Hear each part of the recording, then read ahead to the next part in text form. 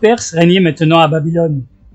Il avait désigné, pour l'aider dans sa tâche, 120 princes, dirigés par 3 ministres. Daniel était l'un de ces 3 ministres. Les princes et les autres ministres étaient jaloux de Daniel, à cause de sa grande sagesse. Ils craignaient que le roi ne le nommât à la première place au-dessus d'eux. Il espionnait sans cesse, espérant trouver une raison pour l'accuser devant le roi. Mais Daniel était fidèle et loyal, et ils ne purent le trouver en faute. Alors, les princes dirent, « Nous ne trouverons aucun motif d'accuser Daniel, si ce n'est au sujet des lois de son Dieu. » Tout en haut du palais, Daniel avait une chambre dont les fenêtres s'ouvraient dans la direction de Jérusalem. 3 fois par jour, Daniel s'agenouillait devant la fenêtre pour prier l'Éternel. Cela, les princes le savaient. Ils accoururent chez le roi et lui dirent, « Ô roi, puisses-tu vivre à jamais? Nous, princes et ministres, nous voulons demander à tous les sujets de te prouver leur loyauté. C'est pourquoi nous avons élaboré une nouvelle loi que nous te demandons de signer. » Ils donnèrent alors lecture de cette loi inscrite sur un rouleau.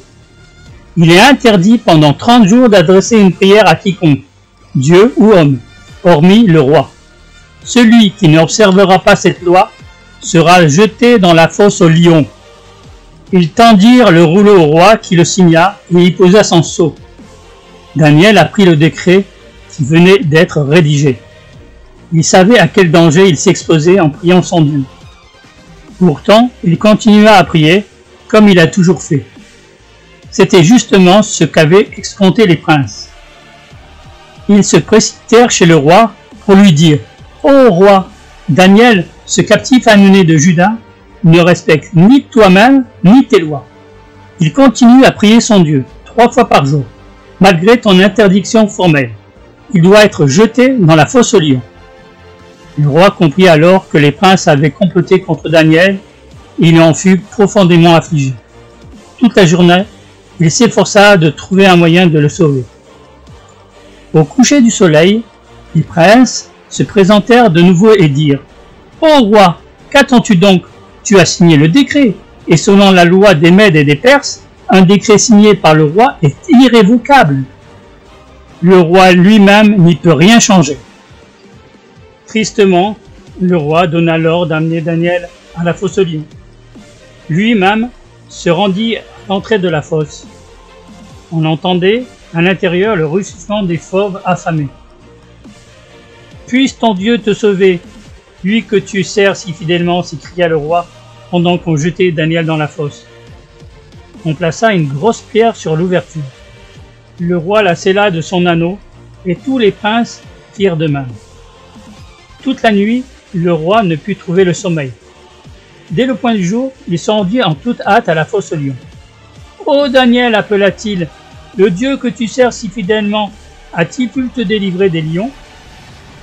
Sa voix était chargée de tristesse, car il n'attendait pas de réponse. Et la voix de Daniel lui parvint de la fosse. « Ô roi, puisses-tu vivre à jamais? Mon Dieu a envoyé ses anges pour fermer la gueule des lions. Ils m'ont fait aucun mal, car je suis innocent. » Plein de joie, le roi envoya chercher les princes. On brisa les seaux et Daniel fut retiré de la fosse. Il n'avait pas la moindre blessure. Sur l'ordre du roi, ceux qui l'avaient accusé injustement furent alors tous jetés dans la fosse. Mais cette fois, la gueule des lions ne resta pas fermée.